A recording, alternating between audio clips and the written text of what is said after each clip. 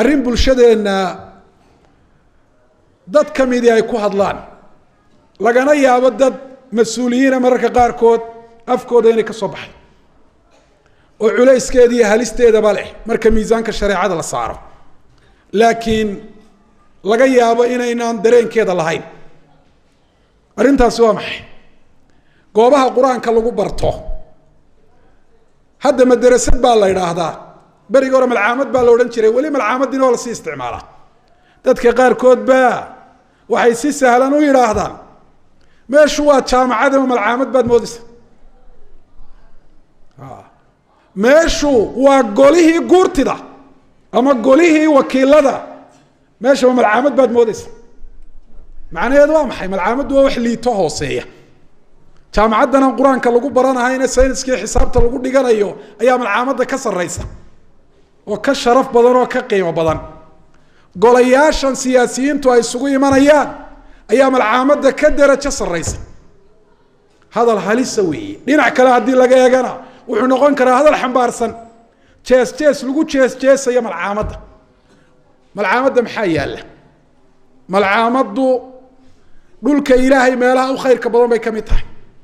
waxa lagu hayaana wuxuu u khayrka badnaa dadka joogaana waa dadkii u khayrka badnaa ilaahay kalaamkiisa iyo hadalkiisa baa lagu baranaya kalaam rabbil alamin afdalul kalaam wa asdaqul kalaam wa ahsanul kalaam wa khayrul kalaam maxaad hoos ugu eegtay marka malcaamada ee manziladeeda iyo darajadeeda ay leedahay aad u gaarsiin weyday oo meelo laga yaabo shar iyo fasaad inuu ka jiro aad uga sarraysiinaysaa malcaamada wixii ugu khayr badnaa baa lagu baranaya dadka baranaya kuwa barayana waa kuwa ugu khayrka badnaa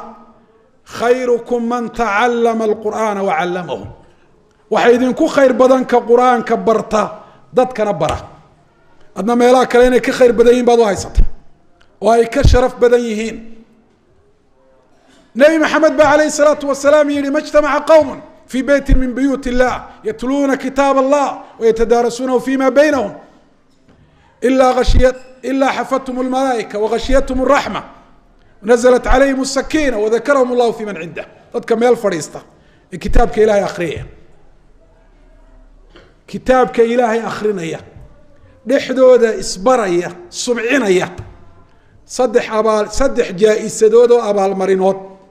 أيو إلهي كو أبال مريا لا جامعات بان صدح لا لغو هلين ولا قولا قورتي بان لغو هلين ولا مد وكيلان لغو هلين ولا سوق يميل كلان لغو هلين وما حي صدح داس أفرتاس رحمة أياد دبوشة دقنان شو سكينة دقنان شو